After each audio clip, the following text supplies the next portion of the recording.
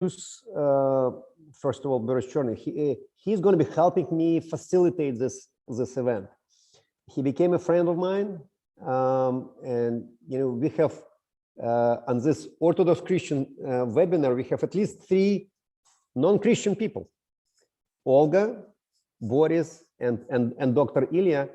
They're helping people tremendously from the bottom of their heart, and for me, it's an example how Christian soul should live in serving people in need. And at this moment, they are far away from Orthodox Christianity. Who knows? Probably one of these days, all of them will come and will join us in the church. But so far, they're just tremendously helping us out, and I really, I would like to tell you how thankful I am. So, Boris, can you go over agenda if it's not too much trouble for you? So what I want to start by saying that, again, my name is Boris Cherny. I'm a New York State certified sober coach and a peer advocate, and I'll explain later what that means. But our agenda today is to go over and kind of share with you the experience that we had within St. John house for homeless people, right? What kind of services we provide, and kind of show you and share with you what we have been doing and what we have been accomplishing. And by sharing this, we hope that you on your end will be able to participate with us, or take it into your parishes and maybe have a use of this within your parishes. But mainly what I want to say is that the St. John experience, as we were preparing this, right, and we had a rehearsal yesterday, and on this rehearsal, I got to understand how unique this experience became. And I didn't see it before, because each of us was doing their own part. And so Olga is going to tell us, Olga is going to share with us her experience and how she helps mentally ill people and homeless people on the street, together with Vadim, how they attract and bring the homeless and the ill inside our house. And then I'm going to share a little bit, and then Vadim is going to obviously share his experience and what it means and how he came about and how he's running the house.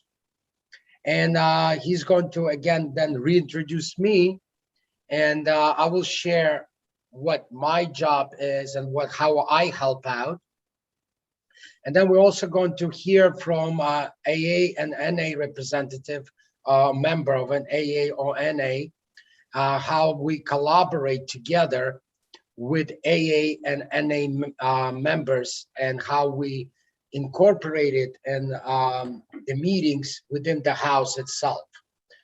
Again, when we were talking about this yesterday, when this is all came together, and I hope we will be able to convey this message to you, and Olga is going to tell you and show you a little bit of a go from the point of training, you'll understand how unique the house is, and how unique the experience that we bring about is. And we would like to either invite you to participate with us by volunteering or helping us out, or invite us to, to build the same thing for you, or, to help other people, to help other folks in need, in homeless people, or people in ill people, mentally ill, or people with chemical dependencies and substance abuse issues. With that, I want to reintroduce Vadim, and the chairman of our St. John Give Hope Foundation. And he's going to say a couple of words about the experience and what he had actually built. And I just want to say one more thing. I want to add one more thing. We are the people from different walk of life, and if not for the higher power, there's no way in the world that I would become a part of this. There's got to be something else that's guiding me to be here with you today and to help the Orthodox Church and Orthodox community, because as Vadim has said, I'm not Christian at all, and my world does not in any way connect with the Christian world, other than, and I'll explain how I came about, helping the needy, helping the substance abuse people, and helping the chemically dependent people. With that, I want to again thank the higher power of my God and my understanding for being here, and I'm very grateful. And I want to thank Vadim for being here and inviting me. And Vadim, the mic is yours. Mike, Wonderful. unmute. Yes, let me unmute myself. Thank you, Boris. Yes, so Dr. Ilya says that he's running a little late, but he's joining at this moment. Wonderful. So we have the full team of crazy folks who are ready to help out people in need. So my first little exercise I would like to do with you, fathers, brothers and sisters, I would like to share with you one link and ask you just on your computers, open it up. So I will use chat, and it's, can you please open it up, each of you, including our lovely Olga, Regina, Julia Manin, and all of you. And I will start sharing what it is. It's just a little piece of fun to introduce ourselves. Okay. And to understand, for me, it's very interesting to understand the audience. Can you see it? So if you will be able to answer 4 little questions, we will be able to see on the screen, what is our little audience today. Again, it's only for those of you who participate on Zoom. If you're watching us on Facebook or on YouTube, sorry guys, next time join us on Zoom. So can you see this link? Can you answer these questions? Here we go. Pam, pam, pam. So we have 1 participant.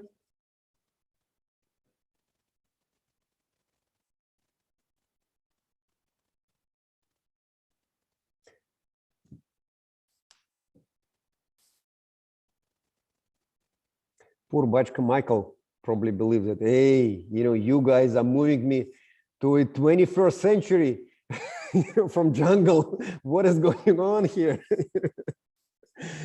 And thank you for participating.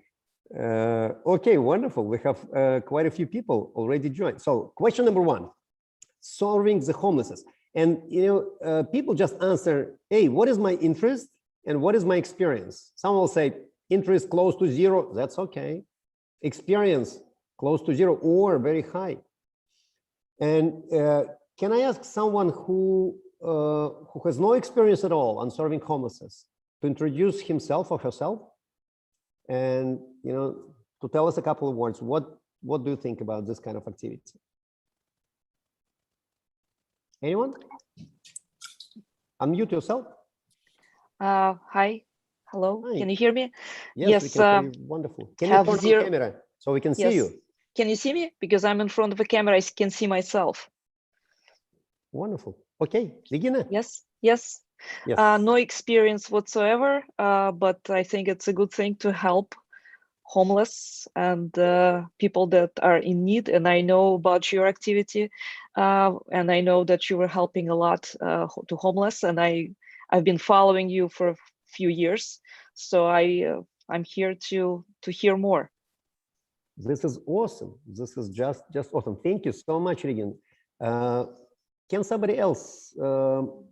Regina has no experience at all. Can somebody else introduce him or herself? Yes. Bachka Kirill, nice to see you. Your blessing. Nice to see you, Father. Nice to see you. I'm very glad to be with you. This very interesting experience.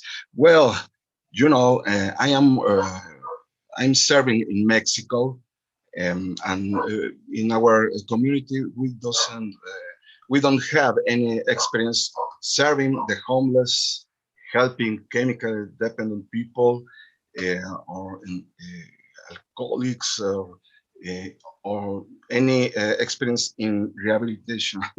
But we are very interested in, because as you know, in Mexico we have a very big problem with alcohol and drugs, and it's time to do something in our community for them. But we need to know how to serve, because it's not simple, this work, and that's why I'm here with you.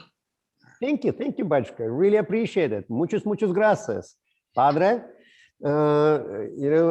That's awesome. Somebody else? See, we have 4 people answered. Lenочка, you just joined, and anybody else? Can you please open up chat on this Zoom meeting and follow this link and try to answer these questions? Just four little questions, and you can just, it will take you 20 seconds, and we will see on the screen if picture will be helping, because you're participating. And Brother Colin, Jeffrey, if you can help us out as well, that would be awesome. Can you introduce yourself? Hi, I'm Colin. I'm from Syracuse, New York. We have a very large homeless problem in my area, as well as a drug addiction problem. And I've been following you guys on Instagram for a while now, and I'm extremely interested in helping my community. I just have no experience yet. Wonderful, thank you. So let's take a look at helping chemically dependent fellows. Who answered that he has a lot of experience? Probably Boris Chorny and somebody else. Lenочка, did you answer those questions? Lena?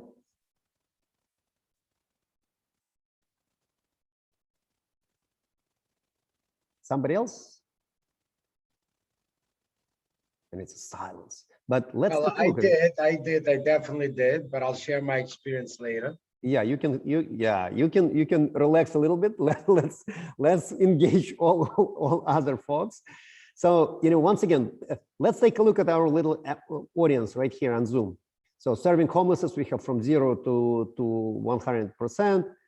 Helping chemical dependence folks, see the average is right in the middle. Then helping in AA and NA, see picture is totally different.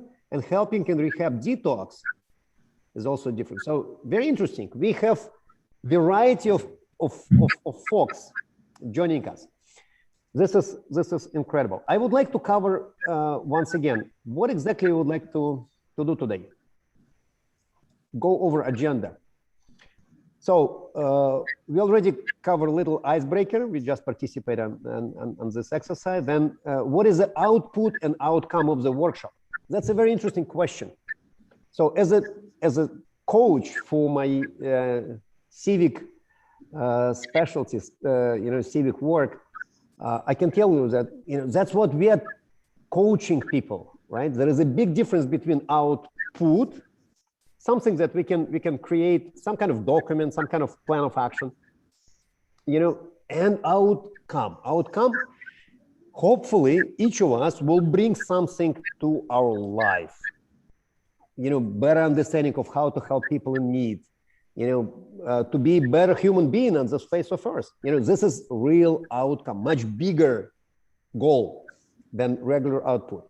So, for me, output from this event will be if by our brainstorming, we will have one paragraph, something to say to other parishioners that, guys, we can give you some recommendations what to do. That could be wonderful output, but outcome, as I said, is even hard to describe immediately, but we have a goal, big goal of, to grow a little bit in Christianity and in humanity. So I would like to give a few minutes of our webinar time to my wonderful helper, Sister Olga Reutman. Olga, yes, used to be a very serious in military service in the Coast Guard. So that's Olga, by the way. Many years ago, 10 years ago. Yes, but still, when Olga, came to St. John Give Hope Foundation, immediately my brotherhood understood that, okay, there is no jokes with Olga. If Olga said something, it's better to follow. And at the same time, brotherhood loved Sister Olga. They just run to her with all millions of questions, and she's like a big sister for everyone. Interesting enough that Olga was looking for us when our previous House of Mercy collapsed. She came and she just asked simple question, hey, how can I find Father Vadim? And it was no answer, right? Then through Facebook, I believe it's because of grace of God, all of a sudden she was able to find us, and now she's serving very faithfully every single Tuesday. We know that Tuesday night is covered because Olga can cook and can organize people around her and can bring this food to the homeless people. And our brotherhood or myself, we can say a prayer and we can distribute this food. And I would like to ask Olga, question number one: why you're doing it? And it's yours. The floor is yours. Okay. Hello, ladies and gentlemen. Thank you for joining us tonight and sharing your valuable time with us. As Father Vadim said, I work with mentally ill people. The patients are from acute and geriatric adult psych, and they come from different walks of life. People have a stigma that, psychiatric patient is somebody who's on the streets, is not educated. I deal with people that are like doctors, lawyers, engineers. Life is not easy. And, people have ups and downs. They have stressors like break up with dear one, they lose their job, and that's how they start using substances, drink alcohol, and they end up homeless on the streets. And I work with the population every day, and I wanted to bring my experience to St. John Give Hope Foundation and help Russian community in particular that doesn't have as much access to all the resources as people that speak perfect English, are born here, know their rights, and can address their needs.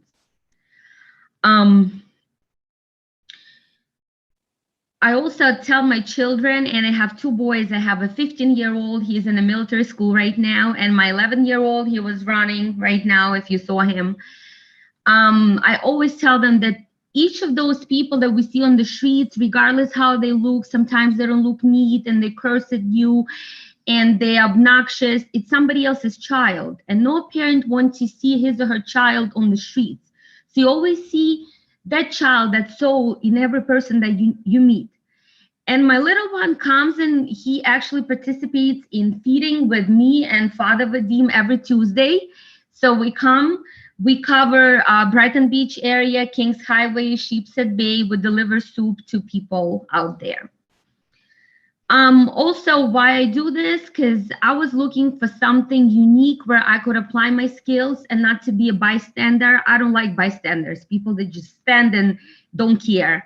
And I figured this is something that I could be very useful, like applying my experience, and I'm a decent cook, so both. So I would like to talk to you about what we, and I in particular, and other people that we have do at St. John Give Hope Foundation. So we do take people from the streets to hospitals, detoxes, and rehab in collaboration with AA and NA. In particular, get in touch with Boris if I have somebody who wants to go to detox and rehab, and he's gonna tell you how he picks certain place for certain people. We also provide assistance with legal issues. Let's say when somebody is on the streets and person definitely has some questions about his paperwork, or sometimes people commit crimes and they get letters from the court. I help them translate, I take them to court, and I'm like a mediator in between the court and those people. We also help them to make sure they have their paperwork in order. There is a Social Security office half a mile from House of Mercy. And there is a Coney Island chemical dependency program that we deal with. And when we get a new resident or somebody wants to get better and start his or her recovery, we make sure that he gets in touch with social workers from Coney Island chemical dependency program. That is, again, right on the corner from the House of Mercy. We also, and I in particular, help people that live, the residents, to get in touch with their family members and reconnect, because when they're on the streets, when they're using, and you know, they the family gets tired and family doesn't want to talk to them. So as they start to recover, it's very important for them to reconnect with the family. It's important for the family and for them at the first place. So that's where I come into place, and we sit down, they express their concerns, and we come up with the plan how they could start writing or calling their family members and friends, of course. So we also feed homeless people 3 times a day. We feed them Friday, Saturday, and Tuesday. I, in particular, am responsible for Tuesday feeding. I buy the ingredients and I come, I cook, we pour it in the containers, and we take it, like I said, to Brighton Beach, Sheepshead Bay, and Kings Highway area. Okay, I have some bullets here. So most of the people that we deal with, these are people that are chemically dependent. They use alcohol, they have multiple mental illnesses. And Father Vadim, could you pull up that slide that I showed from my work, my psychiatric patient right here? Yes. I would like to let everyone know that Olga's little introductory is over, and now we have a very exciting part of our webinar. Now Olga can give us 10-minute training what to do if you will see mentally ill person on the street and you'd like to help him or her out, or if this kind of person enter your church or your house, what should you do? Okay, Olga, the floor is yours. Thank you. Okay, so the people on the streets, homeless people, generally addiction, alcohol use, and mental illness, they go hand in hand. This slide is from my actual job that we use to show each other that people that are dealing with, they're in a survival mode, because a lot of them are traumatized, and you could see if you read the slide, the different psychiatric diagnoses, what they suffer with. So whatever is socially understandable to us does not matter to them at this point. Like people, we have to go to work, we have to appear neat, we care how we talk to other people, we care how the people talk to us. People on the streets, they are in a survival mode. So what they care about is surviving and meeting their basic needs. Meaning if a person on the street likes your jacket, he can come and take your jacket. If a person on the streets likes your jewelry, he can approach you and try to take it. Same with the money. A lot of those people have been going through extensive traumatic history in their childhood. And in the middle of the slide, this is what you could summarize the mentally ill people. They would say, as human beings, we tend to perpetuate the cycles by doing what is familiar to us. And often this means that we hurt people that hurt themselves, they hurt others. So we are there to break the cycle as caregivers, because we are the caregivers. And also, when we do the feeding, I always tell volunteers that come, and of course, children that join us sometimes, you have to always, the main thing is safety. You have to maintain this safe distance. You have to stand in a safety stance, meaning one of your leg is going to be stretched and slightly bent at the knee area. The other one is going to be at the toe clock of the imaginary clock. And you would maintain the safe 6 feet, because you don't know what the person is going to do. People are unpredictable. Again, they're mentally ill. Probably they're under influence, probably. So you have to be ready for anything. And first you have to be ready to protect yourself. So when you talk to a mentally ill person, please do not stare at a person. Don't look straight into his eyes. Look towards the person with a soft look. If you stare at a person is going to perceive it as you have something against that person. Again, those people on the streets, homeless people that have been homeless for a long time, and again, mentally ill and using substances, they take everything personal. Making jokes, smiling is not a good idea either, because again, it's going to be taken personally most of the times. When you talk to those people, you have to speak calmly, but maintaining the control. You're going to use the short sentences, simple words. You always say, for example, you would say, I'm going to ask you, please step aside. Please do not do that. You're not going to do any quick movements, because that, again, can be perceived as possible attack. You're not going to fold your hands like this. You're not going to fold your arms behind your back. Definitely, you're not going to keep your hands in your pockets. You're going to maintain open arms with your palms facing outwards. So the person that you're providing care to, feeding, for example, will see your palms. So there's another slide, Father Vadim, the other slide from my job, yes. So PMCS verbal techniques. This is what I use at work. And those techniques are going to be very helpful for each of us to use in everyday conflict as well. So PMCS means maintaining and preventing crisis situation, which we deal with every day in our life. So I'm going to go over them quickly. So ventilation, it's pretty much you're going to let a person vent about his concerns, because sometimes active listening with proper eye contact can do wonders. So for example, you would say, tell me more. What happened? I hear you're angry. How can I help you right now? I hear you're angry. I'm not sure why. Help me understand. And you're going to pause and let a person speak. I'm here for you. Help me understand what's bothering you. Another technique would be distraction. So you would say, what happened positively today? You're trying to distract the person of the topic that he's upset about. You could say, I can see that you're upset by this situation. Has this ever happened to you before? You've been angry before. How did you handle it? Redirect to another topic that may interest the person. You could ask, how's your family? You told me about the story. So what was the end of that story? And usually people respond to this really well because you show a genuine interest. So you remember. Reassurance. I know this is upsetting and you have reasons for it. Do you recall? And you always focus on positive interaction. You say, remember, there was a situation before and you dealt with this very well. So let's try to do the same now. You're doing so well on your road to recovery. I saw you doing, again, positive things. They do wonders. Understanding and active listening.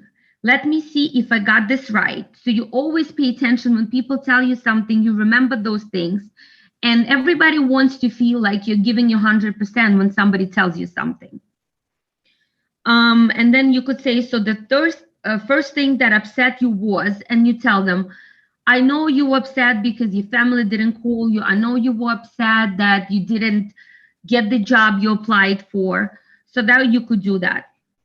Modeling, use open-ended questions. Of course, like I said, you watch your body language, your tone of volume, validate the persons you're speaking to. Main thing you have to convey as a caregiver to a person, homeless person, that you're controlling the situation. You never panic, you never show any fear. Just be calm and responsive to what's going on. Modeling, you could use an open-ended question such as, tell me what is bothering you. One-to-one, you could step aside and say, okay, may I speak to you privately, and just take the person aside and say, could you do me a favor, do this and this? And people usually, they do better when they're singled out, instead of like if somebody acts out in a crowd, like when we give out soup, sometimes Father Vadim does it. Can I take you on the side, talk to you in private? And after that, usually people respond well. They're maintaining better behavioral control than before. Exploration of potential consequences. So you could say, what effect do you think that will have? What are we going with this? Where are we going with this? Do you remember the last time you felt this way? That's one plan. How do you think that will work? So in real life, you would say, you know, what you're doing right now, I think it's not going to help you. So let's try something else. What do you think about this? And you could offer a person an idea, say, what do you think about 1, 2, 3? Give a couple of ideas from what you think would be appropriate, and usually person will pick one. Dislocation of expectations. Respond positively to the bait instead of with an angry statement. So when somebody tells you, oh, you're this and this and that, and people curse at you, you say, I understand you're upset. You just nod, say, it's okay. I understand, everything is going to be fine. So never argue with a psych patient, mentally ill patient, or patient under influence. It's never a good idea. So fogging, you're right. I do make mistakes sometimes. Right now, however, I want to help you. And you always concentrate on this help part. Because at the end of the day, all those people on the streets, like I said, there's somebody else's children, there's somebody else's brother, there's somebody else's parent. And they do look for love and care, but because of the life circumstances, they ended up in that, like I said, a survival mode, where they are not concerned about what society wants them to do. All they're concerned about is what they need right now.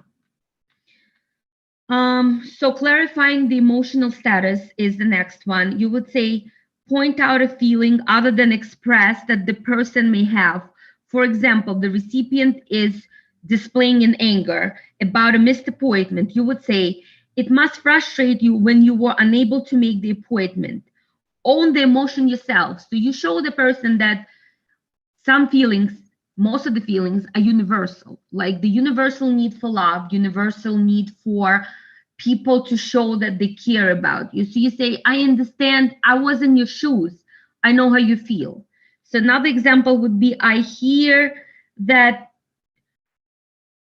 your voice is, you sound upset, or I see the tears in your eyes. So that's fine. You could, if person is acting out, it's okay to say, I see something wrong happen. Tell me more about it. And you would be, people often are surprised on how other people respond. The people that, you know, homeless, they don't look very friendly, but once you start talking to them, and I meet the same people over and over, you learn so many things about them, and you actually make friends with a lot of them. So this is what I had to say. And please, ladies and gentlemen, if you have any questions, please go ahead. I have a question. How you would identify that people, you know, I know that a lot of people like me, like crazy people like me, going, you know, in the circle and trying to bother, you know, somebody. How you can say that, okay, this person with little beard, with these glasses, I mean, he's probably schizophrenic, or, you know, there's some kind of, measurements or technique which will tell you that, there is a patient in front of you. I remember I was feeding homelessness brotherhood with you so many times. And, you told me, oh, this poor lady, she's my patient. I know. And I felt the same, but I was wondering, how do you know? I have my own understanding, but I'm just wondering, what is your technique? A lot of times, we call in psychiatry people that suffer from mental illnesses, in particular schizophrenia, and people that are using illegal substances such as different types of crystal meth, you would say crack cocaine in particular, K2. They become psychotic and they start hearing voices. They become internally preoccupied. So those people, they generally hear voices and see things. When they hear voices, that's called auditory hallucination or visual hallucination, tactile, there are different types that you don't see. And when we come out, you see how they touch themselves, how they talk to themselves. So that's an indicator either of a mental illness or the person is under influence of something. So that's a big thing. A lot of people, they also, the way they dress, you see that it's like, you see that people have mental illnesses like schizoaffective. A lot of times they have like a certain style of dressing themselves. That could be an indicator. Very interesting. Hold on. Let's say, we are in New York. In New York, people can wear such a crazy thing or don't wear anything at all. And nobody cares, kind of. What would be your indicators? It's very fascinating. I would never thought about it. It's not just dress, it's the way, it's how you see person is dressed and how they talk. Like when you start talking, the eye contact, how people stay on the topic, how they talk to you, that's an indicator also. It's a combination. But generally, if you see a person touching himself out of nowhere, like standing, doing all of this, or talking, like mumbling something, or going like this, and nobody else does it, that person is generally considered to be internally preoccupied. I see. That's very interesting. Olga, I had a question. So what's your view in terms of the people who are not professionals? Because what you're saying is really, like, I find it very helpful if like a homeless person approaches me aggressively and I will know how to react to that. But I can't imagine, other than feeding someone, myself being non-professional, to be really able to help anyone who is really psych, because those people probably need to get medicated. And unless you really know how to do it, unless you have the facility kind of at hand, like what else can you really do with them? When we see, like, when I see people on the streets during the time when I volunteer with Father Vadim, obviously we're not medicating anyone. If we see somebody's getting very psychotic, when I say psychotic, like trying to be harmful to himself or others, we call 911, and we've done it multiple times with Father Vadim. But when it's just somebody who is hearing voices, and a lot of people that are hearing voices, they're not dangerous, they're not trying to attack anyone. They just come, they stand in line, talking to themselves, they're taking the soup and they're stepping inside and eating. So at that point, we just do what we have to do. But if person is getting aggressive, of course, we call 911. And at my job, of course, those people are being medicated. Security comes in and there are restraints and seclusion room. But of course, we're not doing that on the streets. But when you do go, you never go by yourself. There are always somebody else with you. And in the beginning, we show people around and we make sure they understand the safety. That's number one. And I would say that 90% of the time, we get 80% of the time, we get the same people, and the people know us. So even if they fight with each other, they don't like each other, they always show us respect because they understand that we're trying to help. So far, nobody attacked me or my child. I'm going to assure you. Yeah, no, my concern was more about going beyond just feeding people, like trying to take someone from the street. I had like a couple of very limited interactions with people who were in the street clearly not for too long, and clearly because of, you know, paranoia of some kind that's kind of flourishing in person's mind. And my impression, like, because the person is very often in a denial that something is wrong with him or her, it's almost impossible to help them, because they're just not, you know, accepting any help. They're not accepting, you know, changing themselves in any way. They're not accepting taking medications. They're not accepting anything. So like really they end up in the streets because they're kind of, they think they know better. And ultimately you're really, you can't do much. And I deal with people like that in my everyday life. But like I always say, you could take a horse to the pond, but you cannot make a horse drink it. In order for me or anybody else to help a person in need, that person needs to understand that he needs help. So generally, like you said about the people with paranoia, they do think that they know better. They do end up on the streets and they do stay there a couple of years. But winter comes, they get robbed a couple of times, they get taken advantage of a couple of times because the streets are rough. So some of them, they do come to realization that, hey, I thought it would be different. Maybe if I try something else, I'll do better. And like I always say, they have a severed relationship with the family. One thing is like when somebody doesn't answer the phone and tells you, I'm not going to give you money. Another thing is like you end up having no friends because people in the streets are not your friends. They're people that are using with you and drinking with you. So after a couple of years on the streets, a lot of people come to realization, let me try something else. And that's where the House of Mercy comes into picture, that would give them that leverage, that little safe haven to stand on their feet. We help them, like I was telling you, to get their paperwork in order, to get a roof over their shoulder, to get some food, some clothes. We make sure that they're set up with medical help and they can get their medication, they can take their medication, they could see a psychiatrist. So that's a lot in the world where once you're disowned, you're on your own, you know. Thank you so much. Thank you. You're welcome. Thank you for your questions, by the way. It's very good question. Awesome. Yeah, I just would like to add my two cents, you know, to echo what Olga just said.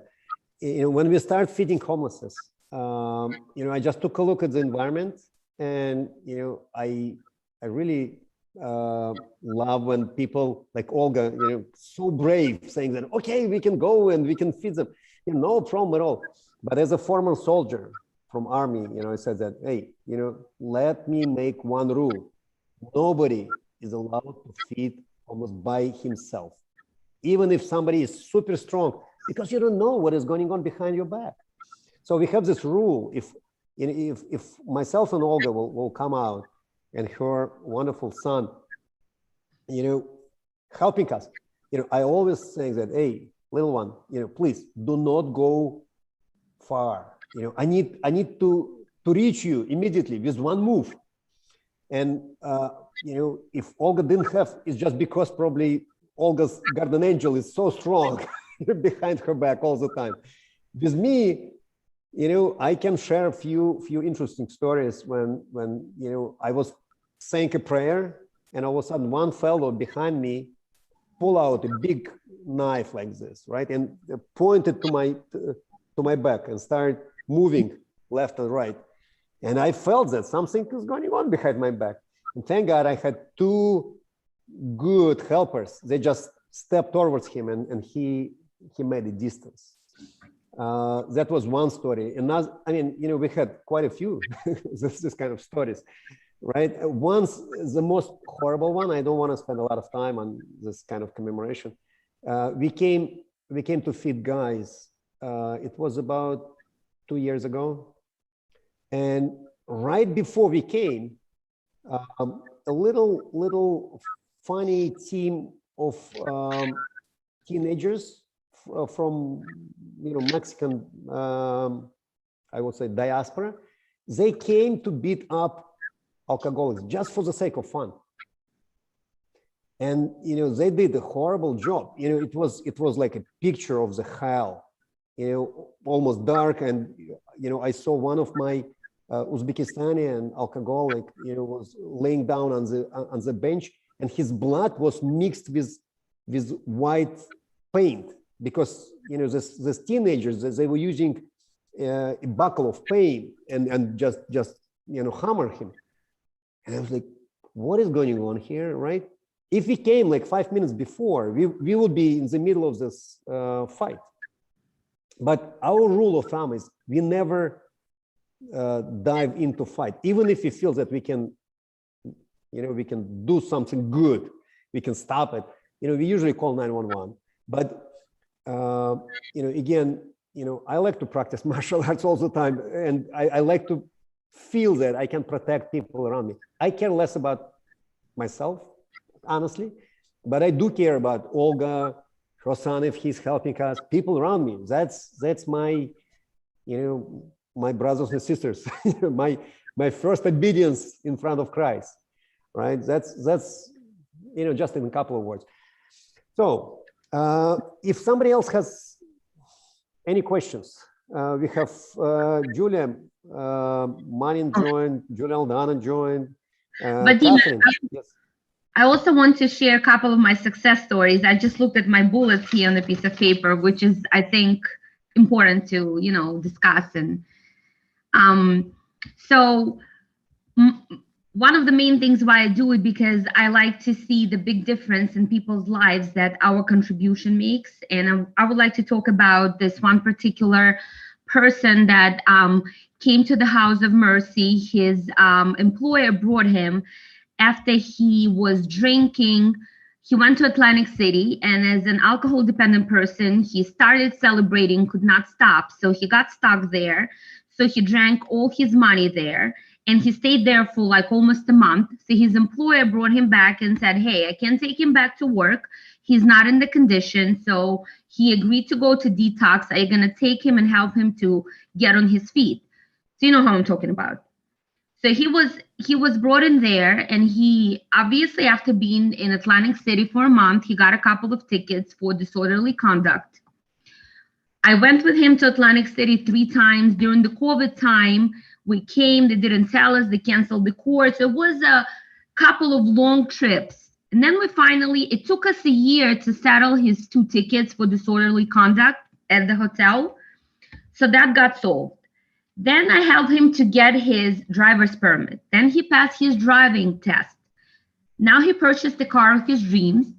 He has been sober for over a year. He regained his employment. He met his fiancée.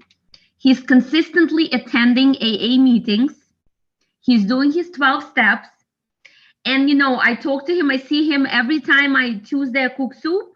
He comes because we have AA meetings at the House of Mercy. I see him, his fiancée, and this is like the biggest blessing that I get. It's to see, that result. That's one story. Then we have another one. Older person. He was on the streets for more than 5 years. He was a tile person, putting tiles. And then, of course, the type of a job, he started drinking. So his wife threw him out on the streets. He was on the streets. Then he developed pneumonia. He was in ICU for like 2 months. He recovered. He came to the House of Hope again. We made sure we paid his tickets, got his driver's license in order. He was helping House of Mercy with the feedings. Right now, he reconciled with his wife, his kids, and when did he move out? A month ago? He moved out back to his wife. He got a job. He's actually coming and helping us as a volunteer during feeding. You know who I'm talking about. And this is a miracle. Yes. And this is why I do this. For seeing people, giving them a chance again to get better and actually live interesting and, normal life. I would like to add to this. I came to my martial art club a couple of weeks ago, and all of a sudden I can see father, mother, and a couple of kids getting out of this jiu-jitsu club. They stopped and said, "Hey, Father Vadim, that's you." Start hugging me, and I took a look at this couple, and I was almost staying and crying. The oldest child in this family is 15 years old. So 15 years ago, father of this family was not just alcoholic, you know, he was double dependent, cocaine and vodka. He was mixing coke with vodka, and professionals told me that, hey, you know what, Father Vadim, forget about him. If we will pull him out from vodka, he will fall into cocaine. If we will pull out, you know, it's going to be like endless story. Forget about him. And inside of our church, he met this lady, you know, all of a sudden, you know, they fall in love, they get married in the church, and they have two, you know, good kids, no medical issues, thank God. And from this moment on, this you know, father of the family never ever fall into drinking or you know, any drugs. But I mean, it's not an easy journey, and I would like to ask our brother Boris to tell us why he's here. You know, what is his part of this journey, right? And you know, what is his interesting title? You know, he is, by the way, ladies and gentlemen and fathers, you know, he's the first sober coach I ever seen in my life. And I can tell you that now he's my best sober coach in New York. He helped tremendously. Probably more than 40 people was referred to detox and rehab because of him. Thank you. Half a year. Yeah, thank you, Vadim. So I'm gonna connect to everything that Olga has been saying, and Vadim has been saying. Just to give you some numbers, I met Vadim maybe half a year ago, and with our work together, from within half a year with Vadim and Olga, we have sent probably around 40 people to detoxes and rehabs. Do I want to tell you that all of them stayed sober? No, just doesn't happen. It's not a reality. I'm going to connect also. I think Regina asked the question. Someone asked the question about denial. Okay, here about that these people, the homeless or the needy, they're fine. They feel fine, and they don't want any help. And definitely they are in denial. Most of them are in denial. So if you ask them, they are completely fine. And what Olga has been saying about finding the right moment. That's why Olga and Vadim, they go out there all the time. And one person is not ready today, but could be ready tomorrow. You know, he's not ready during spring or summer, but he's ready during winter. Because in reality, people hit bottom. Let me tell you what how I ended up being here real quick. So my title is a sober coach and a peer advocate. What does that mean? I'm going to start with the peer advocate. Peer advocate means that I'm advocating for my peers. My peers are addicts. My peers are alcoholics and drug addicts. I'm a recovering alcoholic and drug addict myself. I'm in recovery. I'm 2 years and 10 months sober. But I've been trying to recover for over 10 years.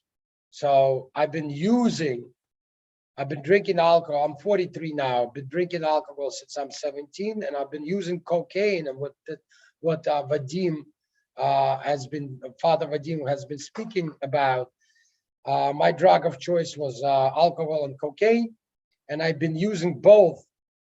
I've been using alcohol since 17 and cocaine since 24 till 40. And I've been in addiction all my life.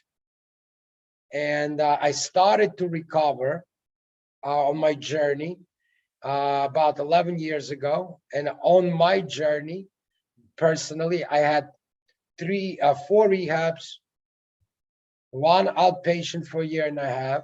And through all of these things, I lost a lot of things. Okay, I lost a business, I lost a wife. I have a daughter that didn't want to talk to me before I went to my last rehab. And since I went, and again, the business that I lost, I used to do marketing and advertising, and I still do that. But the business that I lost, I started, and my partners threw me out because I was in active addiction. And this business last year was sold for $40 million without me.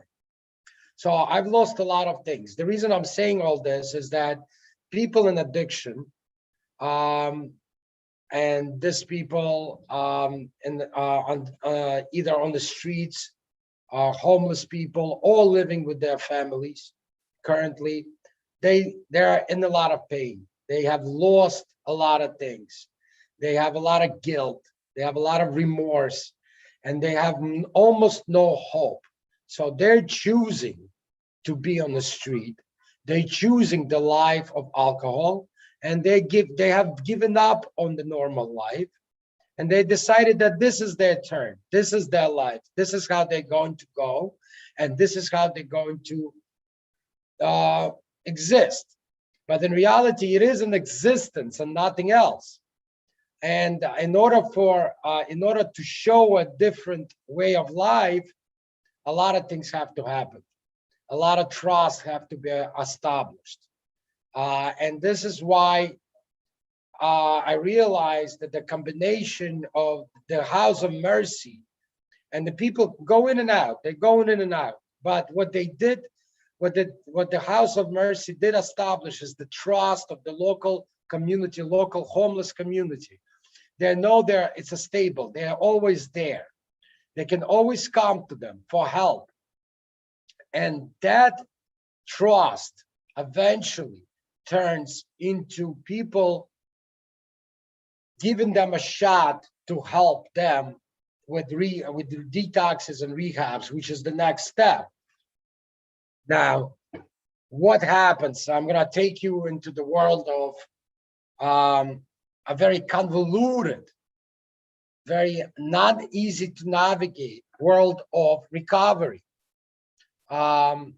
It's very hard to have a person recover. And the reason why is that recovery is an individual, very individual program for very unique people. And each program that I do and what my job consists of is as a sober coach, that's the second part of my title, is taking people from all over, all different kinds of people, homeless people. Again, I want to say that addiction is a disease, and an addiction is a family disease, and it does not discriminate.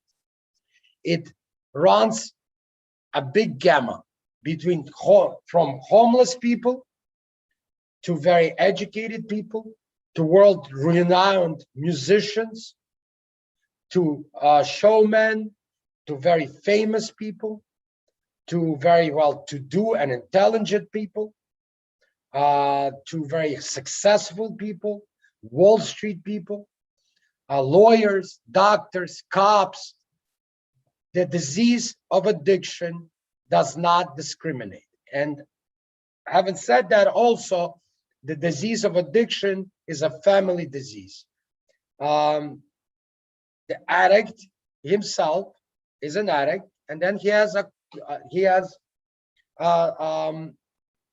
codependent people, and the codependent people are usually their families, mothers, fathers, brothers, sisters, husbands, and wives. These people are very sick as well. And so what I try to do is I try to help both. The recovery process is not an easy journey. And for it to happen, the whole family needs to be involved, if there is a family. And the recovery process starts obviously from detox.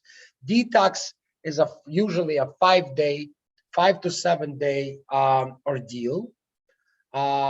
Clinical detox is a physical detoxization, usually happens in hospitals, but due to COVID, an interesting situation has arisen. Due to COVID, all 12 city hospitals in New York and 5 boroughs have shut down their detoxes and turned them into COVID beds. So there's no longer detoxes in hospitals.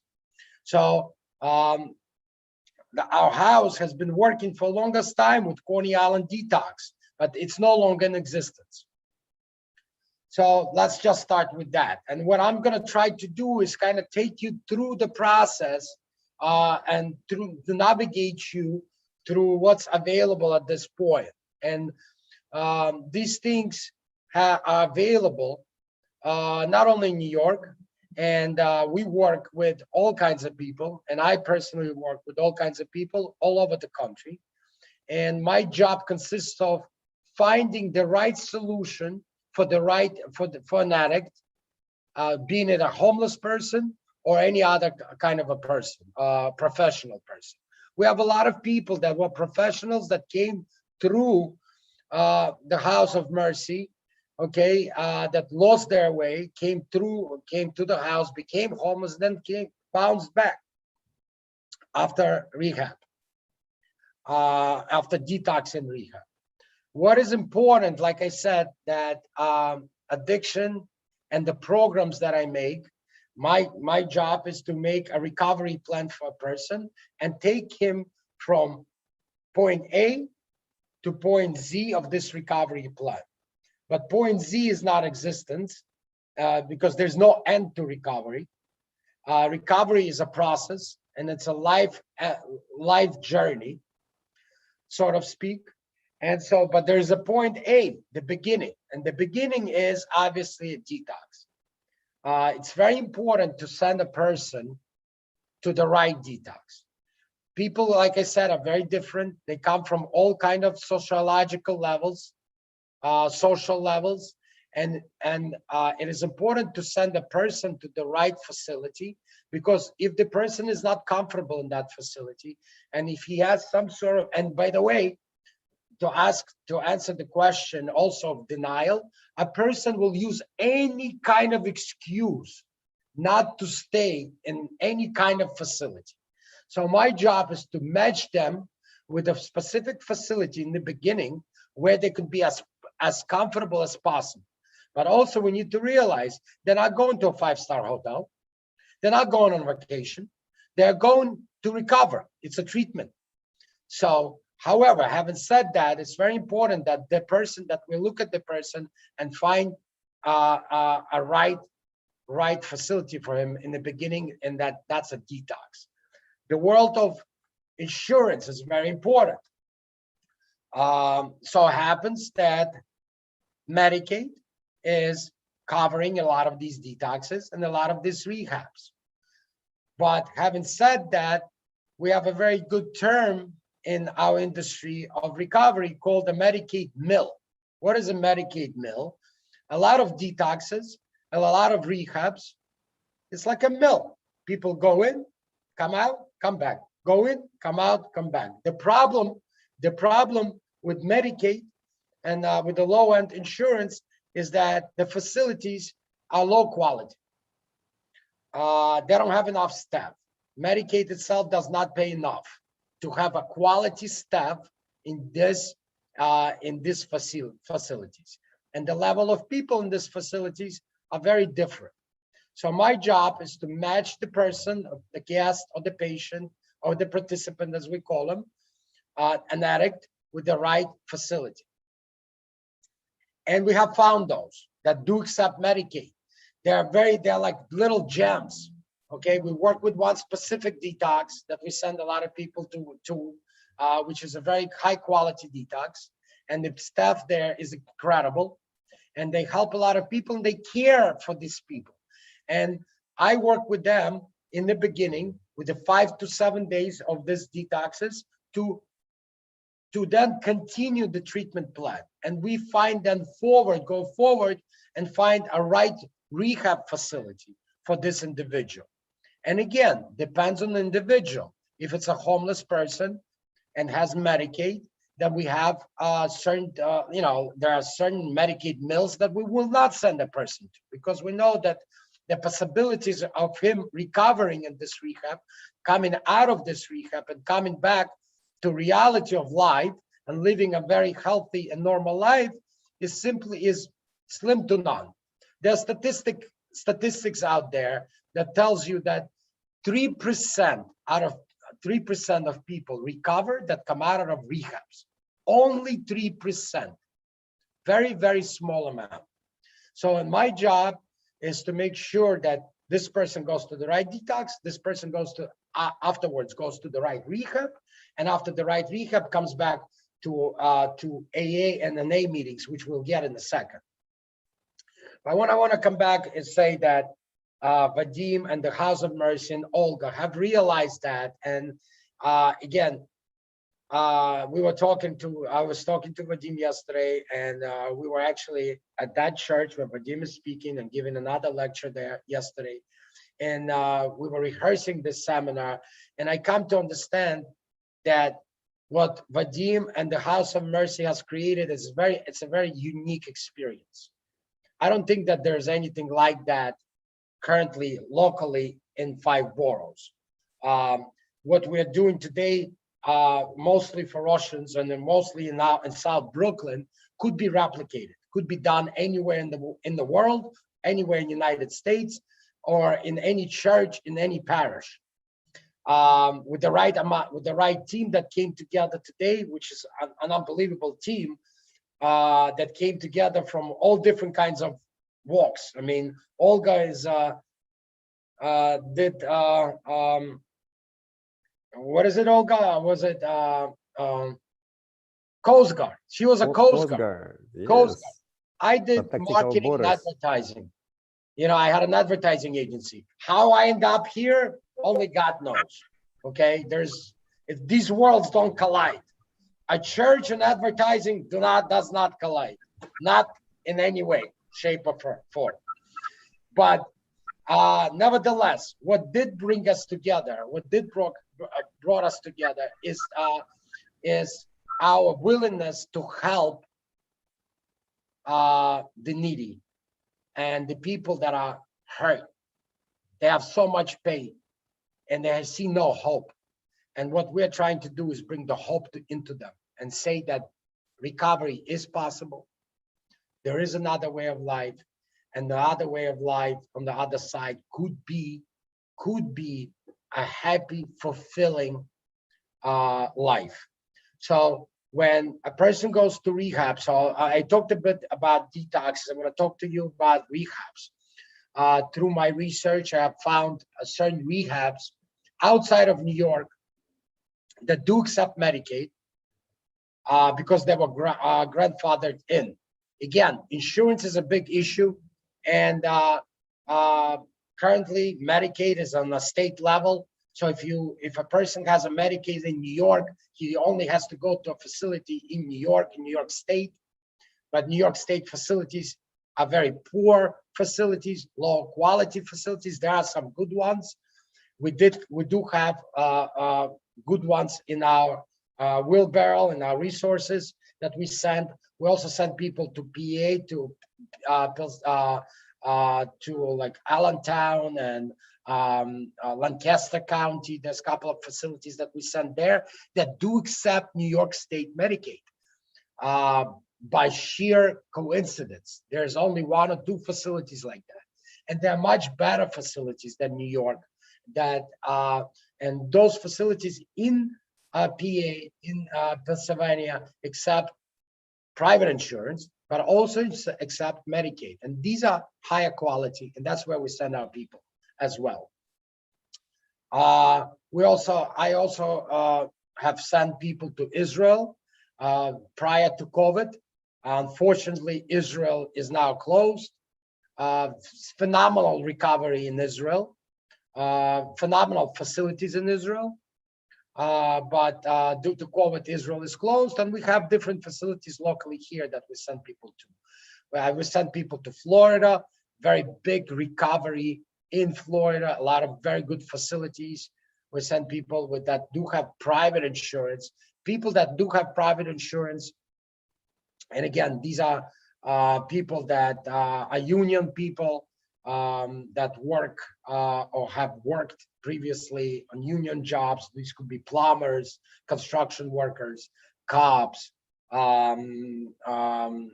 nurses, Medicaid people in healthcare industry that got onto the bad side. And those people have a little more chances of recovery because they have private insurance. So again, the world of recovery is very convoluted, very convoluted. It's very hard to navigate it. And that's why my job exists. And that's why I am proud to do what I do. And it's very gratifying to help these people. As Olga has said, and as Vadim has shared, I have many experiences and many cases, many phenomenal success cases. And as I was speaking, as I'm sitting with you today here and talking, and today, you know, like a lot of times, if you've seen, I was shutting down my camera today, and the reason why I was on the phone. So today, a patient called in the morning, right? And and he said, listen, the mother called and the patient called and said that I relapsed. I need to do something. So within a day, I found him a facility in Florida, a detox and a rehab. And we put him on a plane. We bought him a ticket. And I was talking to him. He was talking to me from the plane. I got him onto the plane. And he's now en route to Florida. He called me in the morning. These things happen, but also different things happen. A lot of people do not get on this plane. You know, we bought him a ticket, and a lot of people go past this plane.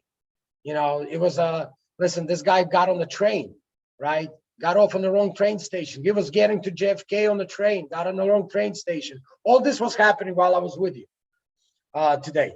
So a lot of different things, a lot of different issues happened, but we're here to navigate through it, and we're here to help. I see Ilya is here. So I'm going to start talking about a bit about AA and NA, which is a big part, a huge part of this equation. People that we do send to detoxes, rehabs, and then they come back. We get them here. We also, by the way, there's detoxes, there's rehabs, there's outpatient services.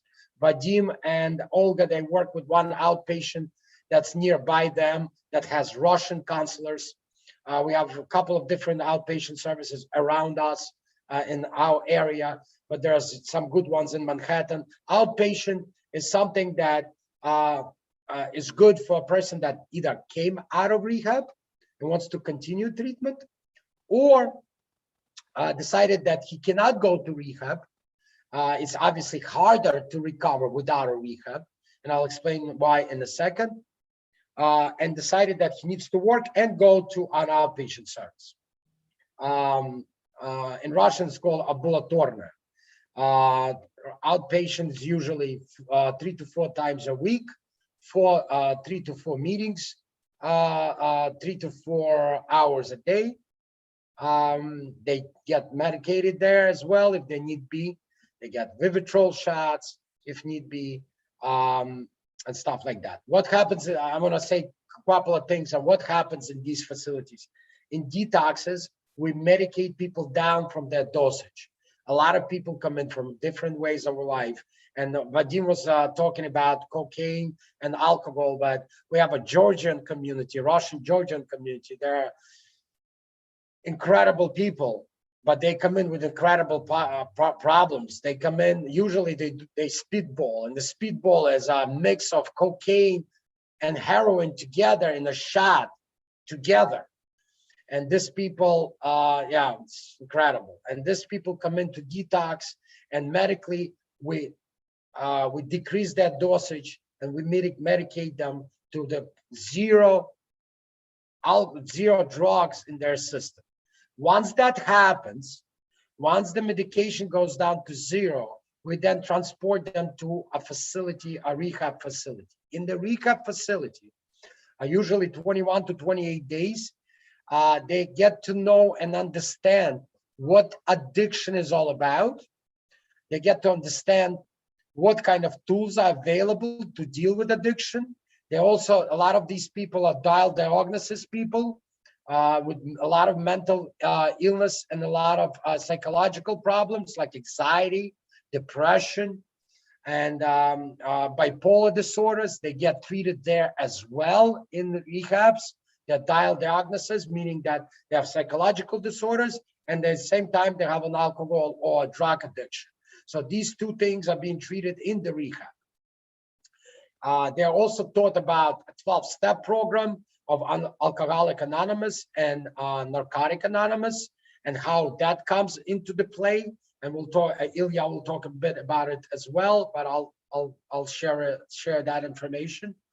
And in the rehabs they've been taught the tools that they need to come out when they need to come out, and use them in order to live a healthy life and not to go back and not to relapse, not to go back to use alcohol or drugs. They get to know how to live the life on a life's terms and deal with problems, because life does not stop while they're in treatment.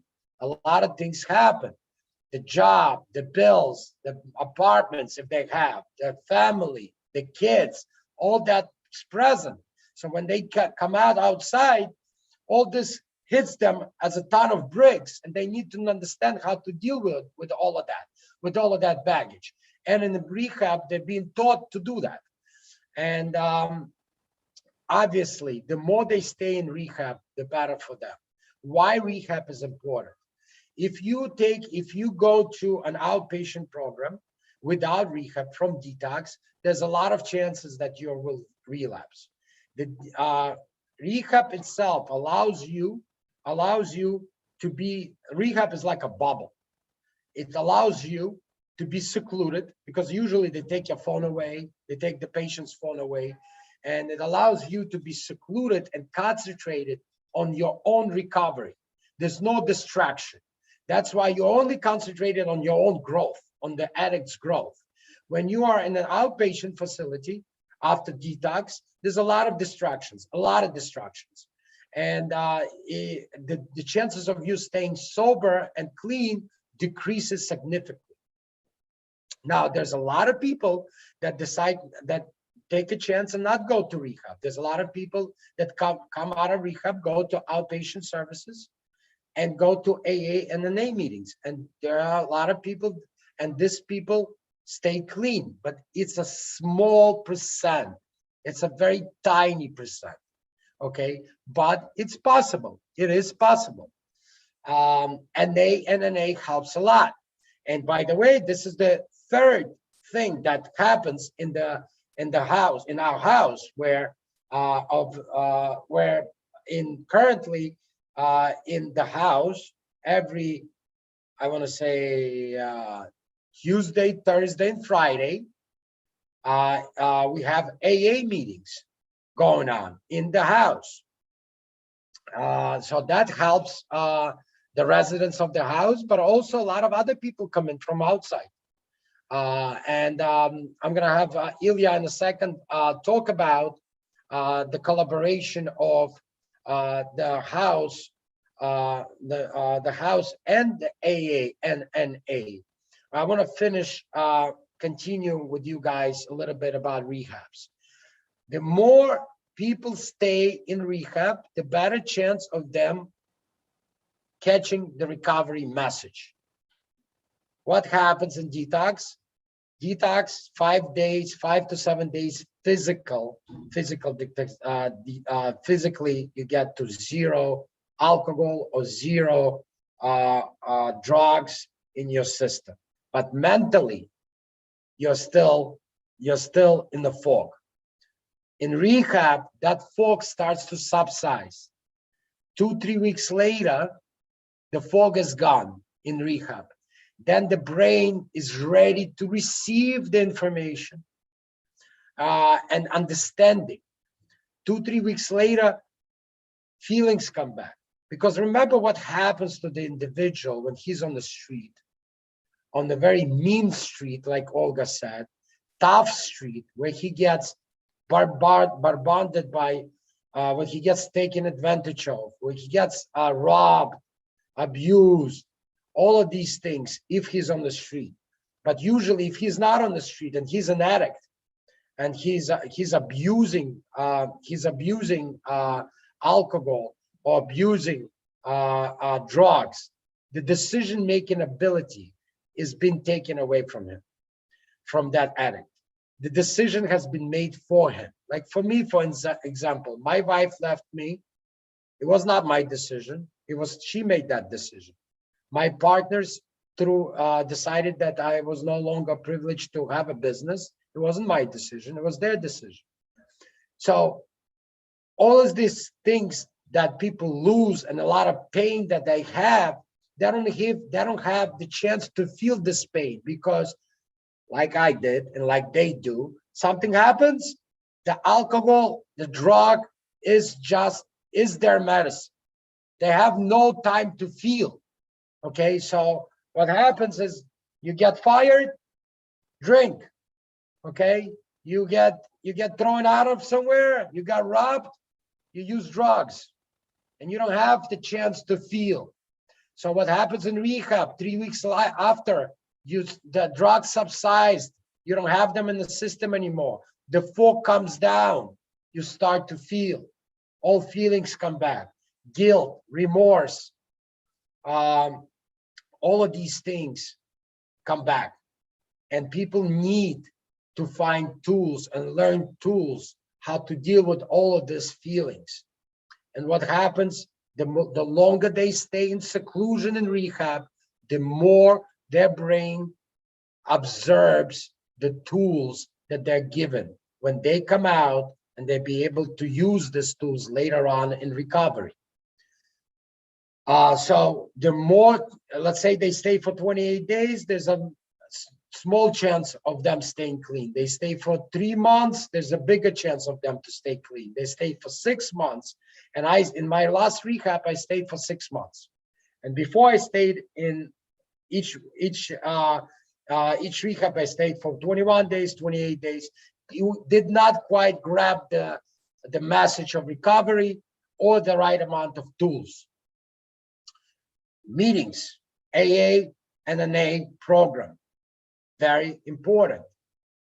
We cannot recover on our own, okay? AA and NA is a big supporting groups that help you understand, help an addict understand that he is not alone. He can identify with other addicts. He's not unique. Other people have been hurt. Other people, usually the stories are very similar. These people, when they come to meetings, to AA and NA meetings, are able to identify, share experiences, and ask for other people to sponsor them and take them through the 12 steps of AA or 12 steps of NA. AA and NA fellowships do a lot of things together. We have a lot of different outings, okay? So when in the program, they say that you have to change people, places, and things. You can't go back to old ways. You can't go back to the same people you used with. But these people, they only know these people that used them with them before. They have no, like Olga said, they have no friends. They only have people they used with. So here in an AA fellowship, more of a brotherhood, really. And the AA fellowship and an AA fellowship, it gives them the brotherhood feeling and the ability to come together and do things together, not only in the meetings level, not only at the meetings and share, but also we have Halloween parties, we have barbecues, we play games together, we go to Russian Banya together. Every Sunday, I take people to 15 to 20 people, 10 to 15 people to Russian Banya. We have a lot of different things we do. We have sober dances. We go out.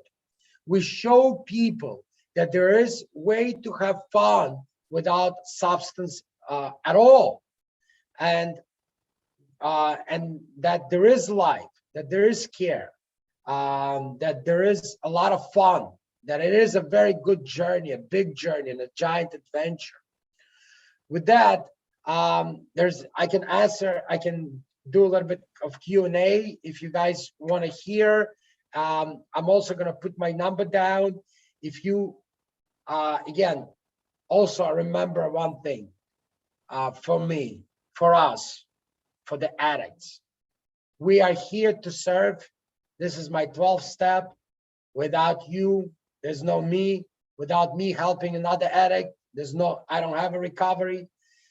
So if you guys need any help, if you know of anyone that needs any help, I'm going to put my number down, and I'm willing to help and talk at any time, day or night.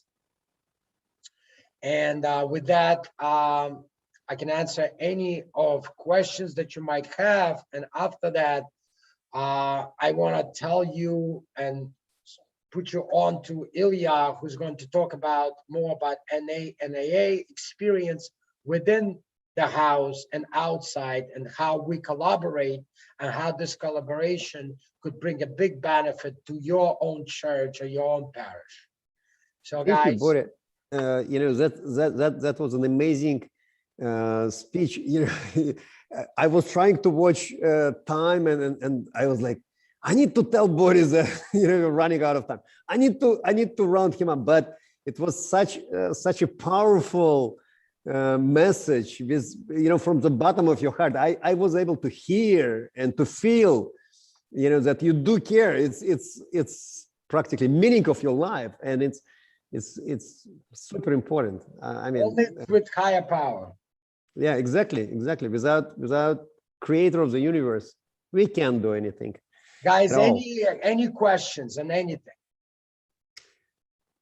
Anybody? Hey, Regina? I have a question, if I may. Absolutely, please go ahead. Can I ask you about, I don't know if it's related, marijuana legalization? What can you say about that? Does it affect you? Interesting that you asked this question. So yesterday with Vadim, we're driving back, okay, and I walk into I smoke. I ran out of matches. I walk into a grocery, to a corner grocery, okay, and there's a pot. There's like you know, like a plastic pot, and I'm looking at it. It's like where the gum, where chocolate bars are, and where the gums are, and it's this big, and it's good weed. I know weed. It's like good quality of weed. And I'm like, is this weed? He goes, yeah. The guy, is this weed? He goes, yeah, it is weed. $10 a gram. I was shocked. What is your question with it? What can you say about that? How does it affect addiction at all? You know, if it affects addiction, because you were talking about hard drugs. I just wonder if that's a gateway drug or harmless drug. What do you think about that? Any drug, any substance that changes your mood altering substance, or is a dangerous substance. Doesn't matter what it is. In reality, think about this. Legalization of weed changes nothing. Beer is sold in the same grocery, and it's been sold for many, many decades. Alcohol is legal. Just because, you got to understand something, and I'm a very big proponent of this. Just because we have a lot of addicts, okay? But in the whole universe, if you think about it, we are a small percent. We do have a lot of addicts. We do have a big problem. Over 70,000 people, actually 80,000 people die die a year in the United States of overdose, okay? However, recreational use of any substance is okay. It's recreational. Has nothing to do with an addict. A normative person, a civilian, as we call him, can walk into a grocery and buy himself a 12-pack of beer, and he could be standing there in his fridge for 2 weeks. He's normal. He's normative. Has nothing to do with an addict. It doesn't matter if weed is legalized or not to an addict. It's easier to get, yes, but so is alcohol. There's I don't think it has any meaning to what we are trying to accomplish. Is it a gateway drug? Yes, it is a gateway drug. I smoked weed myself when I was young. And then I dumped it for alcohol and cocaine. But doesn't matter, really? No, it doesn't. Honestly. There are addicts, and there will be addicts. There are normative people and civilians that can drink a little shot, okay? They can have wine with dinner, or have a beer with their salty fish and banya and be okay with it. And then there's addicts cannot have a shot, like me. I cannot have a shot. I have a shot, game over. I can't have a shot because I will not have one. And therefore, it doesn't matter. I think it's very interesting, Boris. I didn't mean to interrupt you or anything, but I would like to share my experience. I was serving as a priest for 7 years, and one of my place of high interest, I would say, was a detox of Coney Island Hospital. It's not that easy to get permission to start serving detox. Boris knows very well, but people like him, he has special blessing. So I had my special blessing. I was the only priest who was able to come over, through these gates, and they let me get into detox. And all of a sudden, I saw this Russian Orthodox fellow, Sasha. I still remember his name. He saw me in detox and said, "Oh, you must be a priest. Can I talk to you?" I said, "Hey, what's happening?" He said, "You know what? I get through clinical death. I barely survived.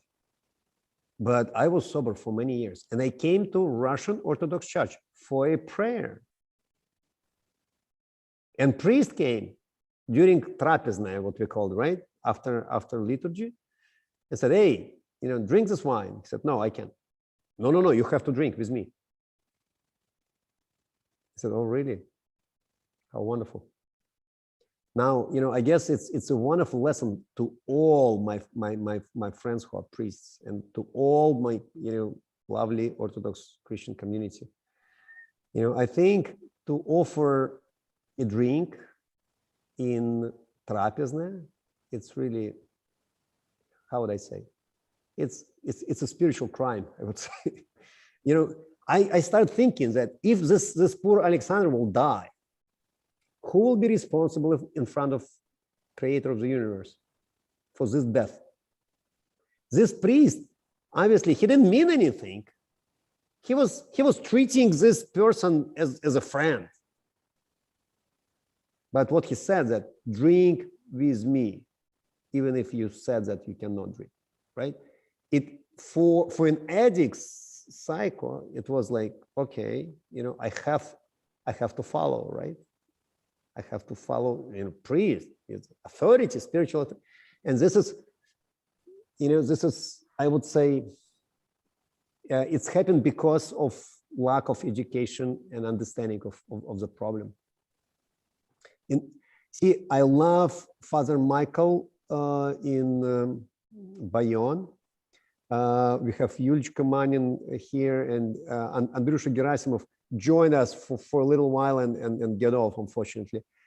And Andrusha Gerasimov is one of the AA activists, and he is a parishioner of Father Michael, right? And it's an amazing parish. I love it, not just because it's practically sober, but because priests rector and his helper, Father Dmitry, they really understand the problem, from their point of view, and they're trying to be very cautious, very, I would say, very nice to any addicts who may enter the church. And I think it's a great example. It's a great example. So all of this drinking parties after liturgy, I think it has to stop in any Orthodox church. That's my humble opinion. Okay, so if there's no more questions, we are running out of time, but we really would like to hear. I know, Vadim, but I just want to really, if there's any questions, I'm going to put my phone number down. Feel free to call me at any time. If you have any more questions right now, I'm willing to answer. We will start calling you from 3 o'clock in the morning. I don't care. I know. You're ready.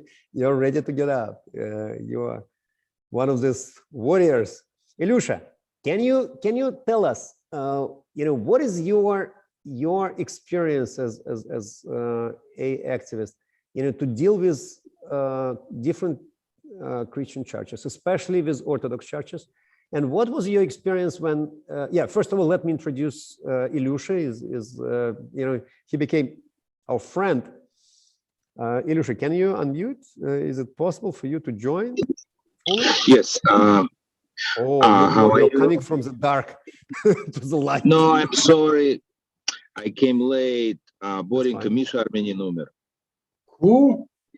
Миша Армени номер. No way. Сегодня.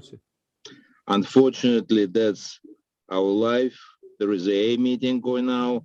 One my ex-sponsee celebrating 4 years today. One went to detox today, and one my friend from A died today from overdose, unfortunately. It just, it's very, this life is very not easy. We tried to help Georgian community yesterday. The people died yesterday. Somebody died, 25-year-old. Sorry for starting such a sad note, but Boris is extremely helpful. As he explained, it's very difficult to get to detoxes because city detox is all closed. I'm part of the AA community, and Father Vadim is extremely helpful. He helped us with places for the meeting when there was not possible to get during pandemic any meetings. Several of his clients or who is living in the house started going to AA meetings and got sober. And sometimes some people from our, needed help, who were homeless and had no money, they stayed in this house. He's I would say unusual example of Orthodox priest who really sympathetic, doing something. He does not treat AA as a sect. I think a lot of religious people looked, especially Russians, look at AA as a sect and the competition in religious movement. And he has kind of true understanding that it's not that at all. And I think people who go to AA, they probably, in my opinion, they probably become better Christians, especially people, of course, people with drinking and drug problems. In general, I think it's a unique situation in America, English-speaking community in Brooklyn. People know that alcoholism, drug addiction is a disease. There is treatment, detox, rehabs, AA, 12-step meetings. In the Russian community, there is a huge lack of knowledge. People idea that alcohol is a disease and drug, it's almost non-existent. So, for example, we have advertisement on the radio and people call on, I usually answer the phone. People have no idea where to go. They just don't know anything about that. It's a lot of ignorance, a lot of lack of education. I'm talking about Russian-speaking population especially. Just in general, people don't know about that they exist, for example, and of course about data, very primitive kind of just lack of knowledge completely. A lot of people, like in my estimation in New York alone, probably 36,000 Russian speaking alcoholics, and how many get into detoxes? Maybe hundreds. And who stays sober, you know. So this is maybe copyright, that would help. It's just more education, people a little bit more open-minded to, and especially priests, people who works in the church, probably they can help much more people who are compassionate to people with alcohol drug problems, referring them maybe to 12-step meetings. It will just may save their lives, I think. You know, I think in Catholic and Protestant communities, it's much more wide for priests, much more probably easy for the priest to refer to 12-step program. In Russian-speaking community, it's a little bit behind. What else? Father Vadim is extremely helpful. I never saw such a person.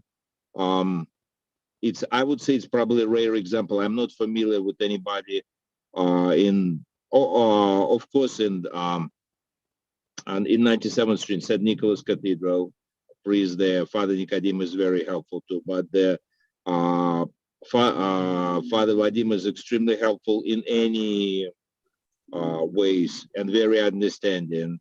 And I'm not sure, maybe participation of the priest, I think Russian-speaking priest who serves Russian-speaking population and Georgian population too, would be extremely helpful, because it's a huge, like Boris said, so now in Brooklyn, it's a huge heroin epidemic.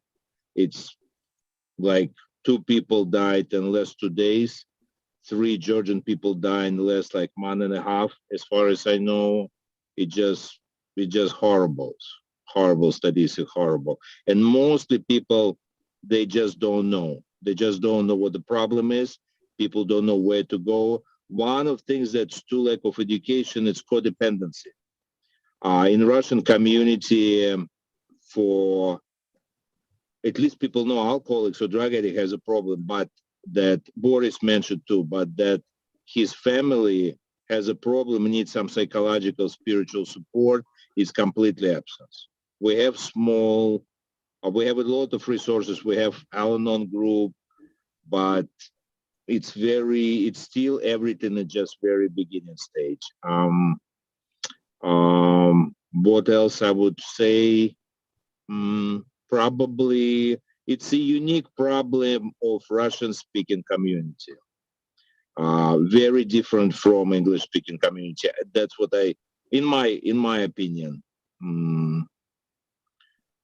I guess, I don't know if maybe I missed something, but I'm not sure what else to say. I just maybe Ilyusha, thank you, Dr. Ilya, so much. You really helped us a lot. We have another good activist of AA communities, Andrew Gerasimov. I just would like to tell you a couple of words that together with Andrew, we start inviting AA to St. John House for the Homeless many years ago, and it was almost impossible. It was like penetrating a wall. And all of a sudden something happened. I believe it's just by glory of God, right? Especially when pandemic time started, our little backyard, which is like good enough for 5 people, all of a sudden was able to invite 60 people. I was so happy. I came and I saw that 60 people participating in this, is a very active group, and practically, coming out with some kind of outcome, not output, right? Something to get inside of the soul and get better. Andrusha, can you share, can you say something especially for Russian Orthodox priests? Why, continue, can you echo on what Ilyusha just said? What can you tell if you have something to say? That would be awesome to hear from you as well.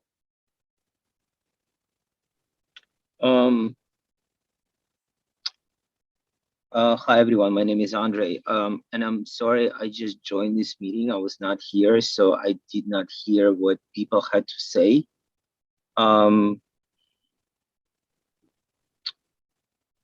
I guess I can share my experience because I'm clean and sober for 18 years now. And about 18 years ago, me and my friends, we wanted to start a Russian-speaking group.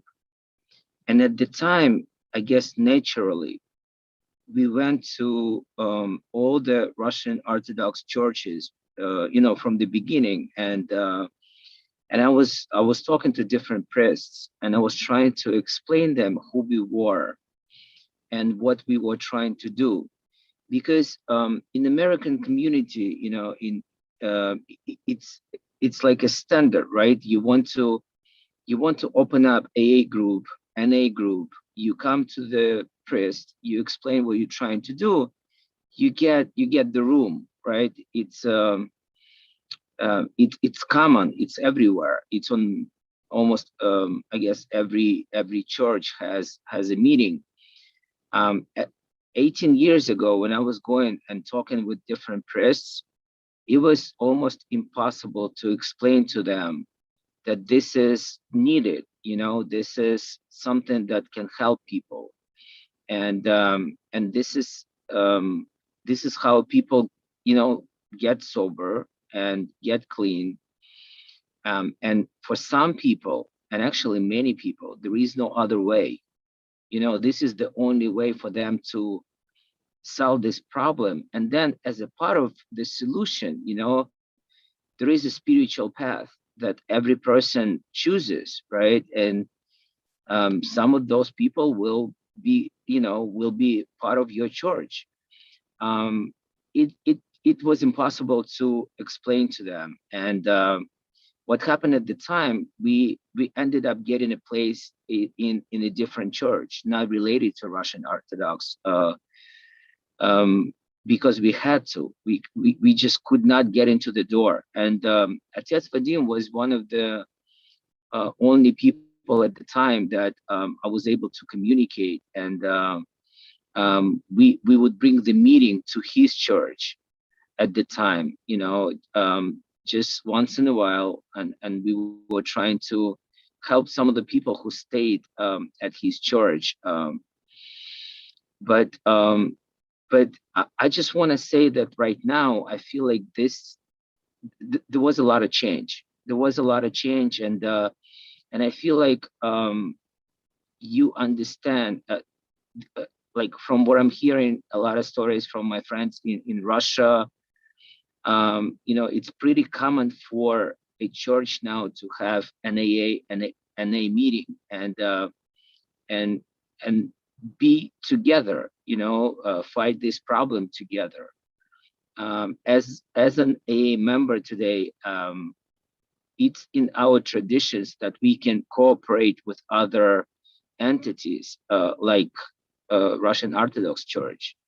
And, we're not like a secret society. We're not trying to tell people you have to go here or there, right? People will make their own choices with time, right? My goal as an AA member, right, to stay sober and help other alcoholics to find sobriety, right? But it is a part of our program, and some people will say it's the biggest part of our program. It's not possible for many people to stay sober without believing in God. And where the people will be looking for faith, it's up to them, right? I don't know what else to say. I guess that's, if you have a question, I can try to answer. but I'm just like, I'm definitely not an expert on any of those topics. I'm just, what I just said, it's my own, I guess, vision, my own opinion, my own experience. Yeah, if you have any questions, I'll be happy to answer. Thank you. Andrusha, thank you so much for sharing. It's actually, amazing. See, I still remember this first movement, right? When we tried to, it was difficult for you to explain to priests, and it was difficult for me to explain to my brotherhood. St. John Give Hope. It wasn't official name Give Hope. It was House for the Homeless.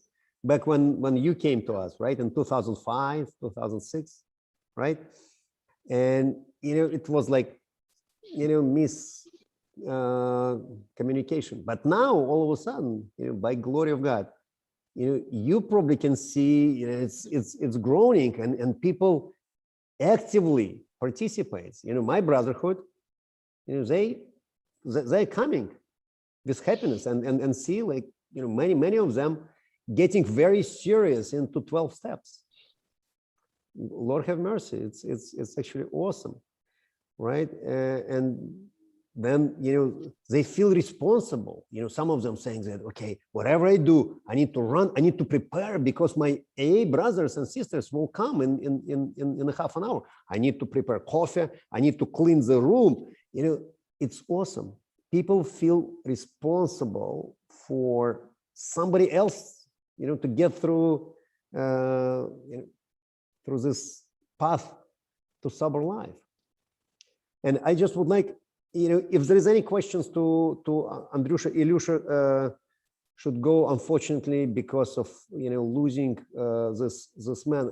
I'm asking all of you to say prayer for newly repost Michael. He was sober for relatively long time, and unfortunately he, I didn't even know that he started using. It's probably his first use for a long time of being sober, and he immediately got overdose.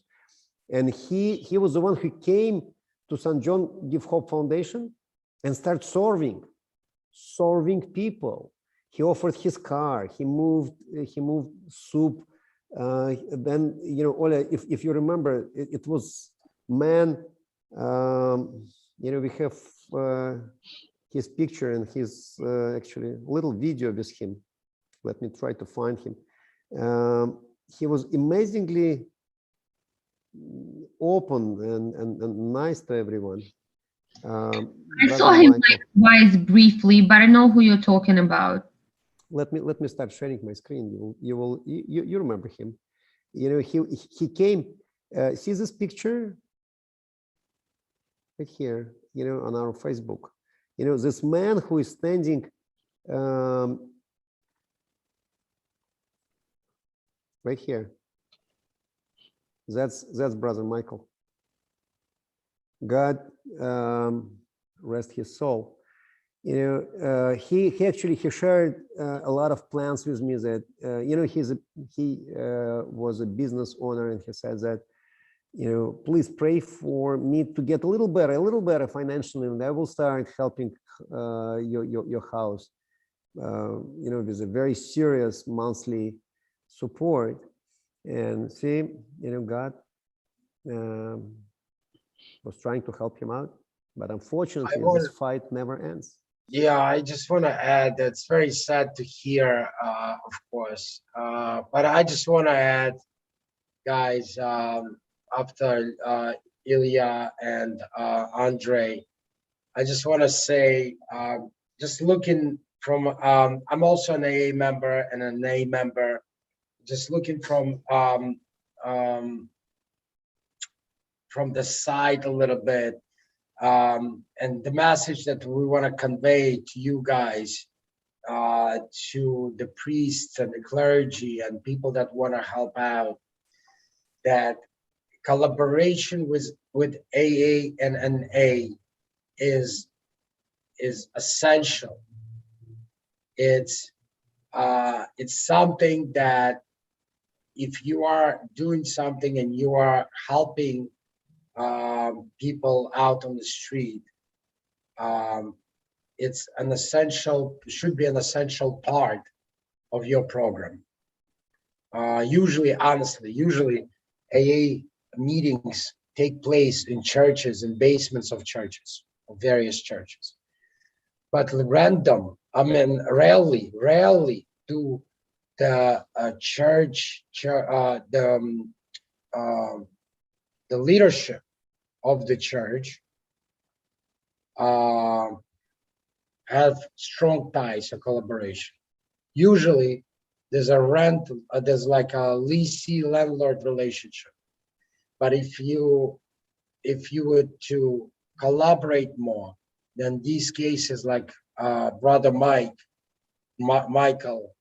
would happen less and less, and we would together would help more people. So, Father John would like to say a word. yes. He raised his hand. Father John? I did. I thought I'd jump in. First of all, I apologize for not being able to log in earlier. But We love I did to want see you, say, Father. Thank you so much to join. thank you for the invitation. Hopefully you can see me all right.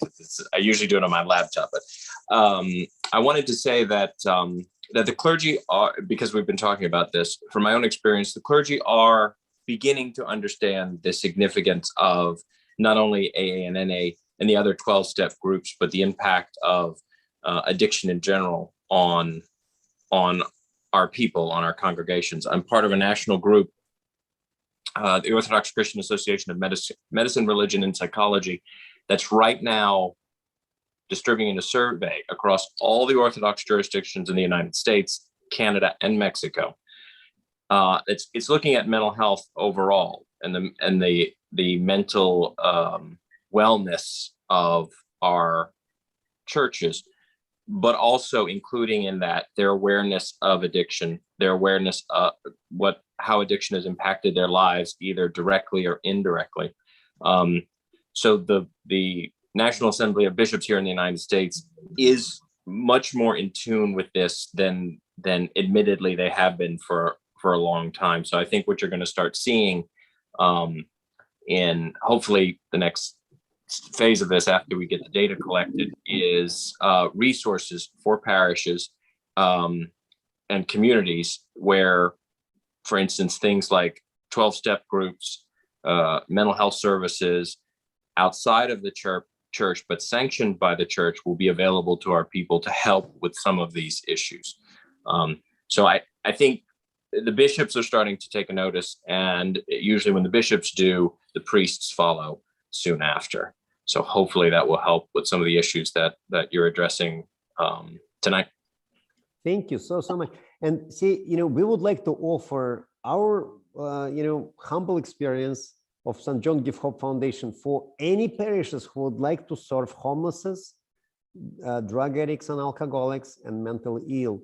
We would like to share this experience. We would like to invite priests and parish activists to our facility for a little training, for sharing, participating, what we call peer serving, right? To get this experience. And I'm sharing this little link. So it would be wonderful if you can spread this good word around, for your parishioners, for your friends, and if you could support us. Our goal right now is to get. It would be wonderful if we can get 100 people who would be able to donate $50 per month, for people who work, not poor priest like Father John, right? We are not asking you, Bachka. But if you have a decent job in America, right, $50 per month is practically less than one trip in a subway per day, right? And for us, it means we would be able to purchase the house we are in. Can you imagine what kind of impact it will be? I'm the first one to join this list of folks who who are doing this, and please copy and use this link which I shared. Yulichka Aldana is our one of our activists in the board. Yulia, you raise your hand. By all means, go ahead. Yes, hi. I have one question to Andre and one comment. Go ahead. The first one is a comment because I am treasurer and I witnessed couple times already when we was in a minus in our account. And every time it was very stressful and all volunteers has to come together and Father Vadim has to beg somebody to help us out. And actually, I'm not sure for how long we would be able to do to do these things, because on the maintenance of the shelter cost us $5,000 minimum per month, including rent, bills, feeding, and that's maintenance of the building. So yeah, I really wondering how we can move forward, because it's, especially last time, it was very stressful this month when we was in minus and we was even have to pay the fee. And it was such a stressful moment when all collect money and everything. So yeah, this is very important to find the way to keep this mission going. And second question is to Andre, if he's still here. He mentioned. I was thinking that you're asking Andrew to start supporting. No. I had one comment and what is this, right? Between friends. No, I'm just no, kidding. I just had a comment. It was just a comment how important to keep this mission going and how difficult it is from financial point of view, because I witnessed it from the account. and even for me, it was stressful to see that. And I just hope, I don't know how we will have to survive somehow if it's important. And my second thing is question to the Andre. He mentioned that now he said it's much more churches open to collaborating with them. I'm wondering what exactly churches or Orthodox church community in New York he's talking about. Who else besides Father Vadim and his mission he collaborate with or helpful to his group or his community? I know about Bayonne, definitely, and about St. Nicholas Cathedral. You know, I'm sitting in St. Nicholas Cathedral where Father John's serving, and we are very thankful to St. Nicholas Cathedral, you know, for all help. And we know that inside of St. Nicholas, you know, we have very active and good group of AA. So AA meets every Thursday, I believe, Thursday night. Is when St. Nicholas Cathedral open up doors. So, you know, it's not only us, but probably Andrew knows more. Andrusha, can you share if you know anybody else? Yeah, no, yes, absolutely. But these are two places that are pretty active, right? There was a group in Bayonne for a number of years. I was a member of that group actually for some time as well. I used to go there, and I go to that church too. So the meeting was there, and then I guess what happens sometimes is not all the groups survive. Sometimes group can exist for a few years, and then for different reasons, a group can disappear. But then even right now, I'm talking to a few people who are interested to restart the group, right? There is definitely a group in Russian Orthodox Church in Manhattan, right? They meet every Thursday, and this group has been growing. This is a pretty big, active, important group for us. You know, it's in our schedule. But also I wanted to say, like, in general, you know, there has been interest. There was a collaboration. I like, just talking from my experience, right? What I'm noticing now is sometimes people call me and I always say, who gave you my phone number? How did you find me? And people tell me, listen, my priest sent me your way. You know, and I want to tell you, when this happens, right? People come to us, these people, some of them, like, right, I have have a guy right now who's sober 1 week, right? He came through his priest to a Staten Island group, and he's sober for a few days, right?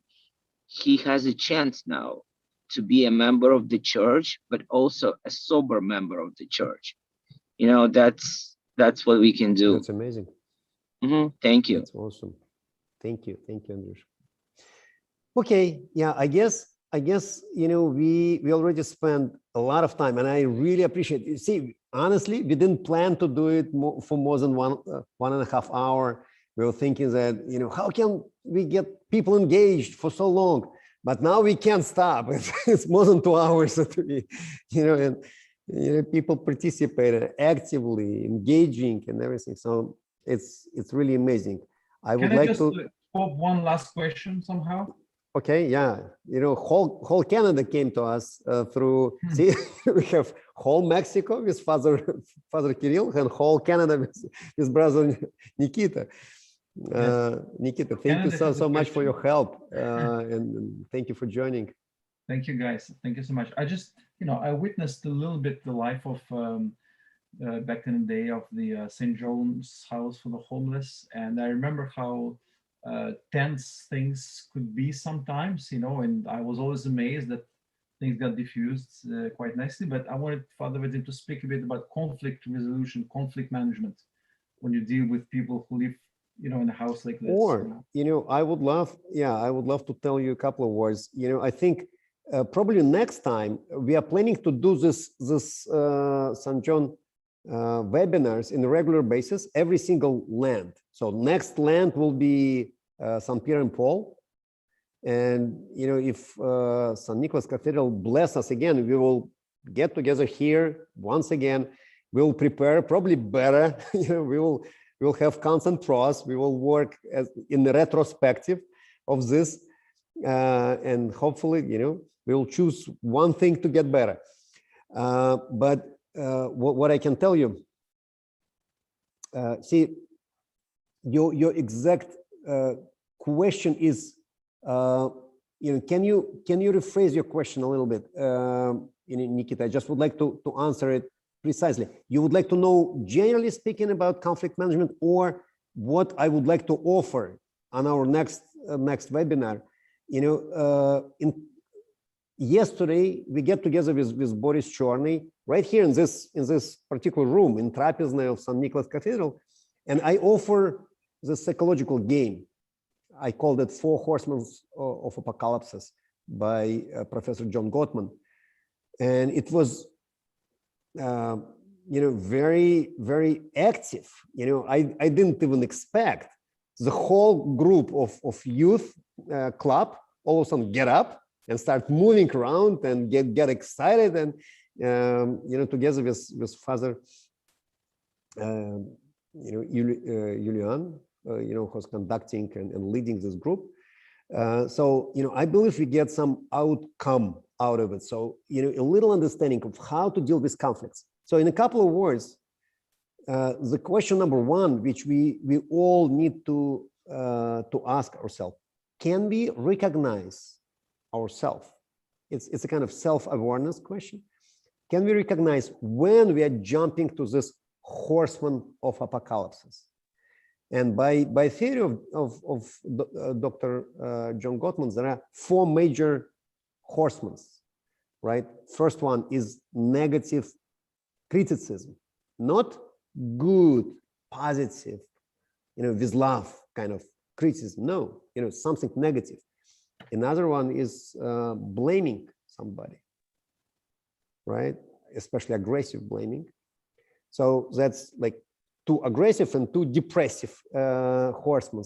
And depressive is, first of all, defensiveness. Remember, you know, first page of Bible, right? God came to Adam and said, "Adam, where are you?" And what Adam said: "It's not my fault. It's my wife whom you gave me." So that's a typical example of defensiveness. And we all playing role of little Adams from time to time, right? And the last one out of this 4 is what we call stonewalling. So when somebody, and by Professor John Gottman, the stall walling is the most dangerous because it can lead to final depression and to suicide. And it's very easy for anyone to see that even by body language, you can easily distinguish. You can say that, okay, this person is falling into stall walling. So imagine myself talking to somebody and I will do something like this. And then I said, forget it. This is a typical sign.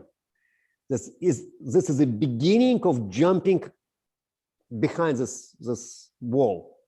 It's called stall walling. So the best recipe is 20 minutes, just, measure time. 20 minutes, disengaged. Go for a walk for 20 minutes. Go to another room, do something, pray. And then in 20 minutes, come back and start with what I call, white and fluffy hands, very, very gently, without any sharp start, very gently. Then, you have a good chance to break down this wall. So, there is a special game. I don't think we have time right now. It's almost 9:20 p.m. in New York. And, if somebody join us, from California, it's perfectly fine. But if somebody is even behind our timing zone, it's very late. So once again, I would like, to ask you one, if you could, do us a wonderful favor. Can you think about some kind of message which we would like to compile and send out to parishes? We already discussed. Question number one is, we would like to ask all priests, if it's possible, do not offer alcohol beverages during trapeza, especially big amount, and especially do not ask people, please drink with us, because it can kill somebody easily without even us understanding of what is happening if we are dealing with dependent person. That's number one. Number two, dear priests and parish activists, please do not be afraid of collaboration with A and A, right? What else can we say? We can say something like, if you are thinking to help people in need, if you are thinking about any social services inside of your parish, use us. St. John Give Hope Foundation is ready to help you to share information, to share resources. We have professionals like Olga, like Boris. We have A and A activists, Andrew, Ilya, and many others who are ready to help you, to help out your parish to start something very similar. That's practically it. If somebody would like to share anything else, by all means. Anyone? Katya, Colin, Lenchka?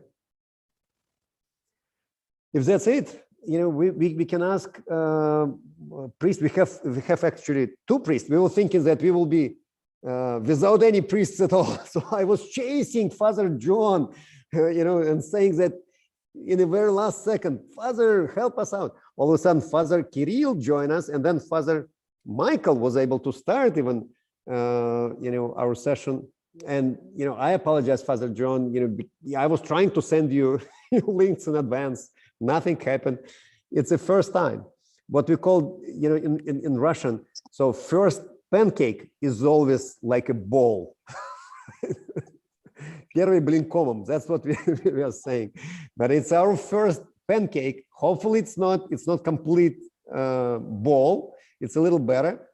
And we're asking for your holy prayers to continue this tradition and to do it every single Lent.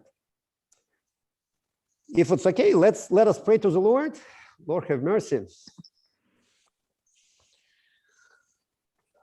God, grant us all the serenity to accept things we cannot change, this courage to change the things we can, and the wisdom to know the difference.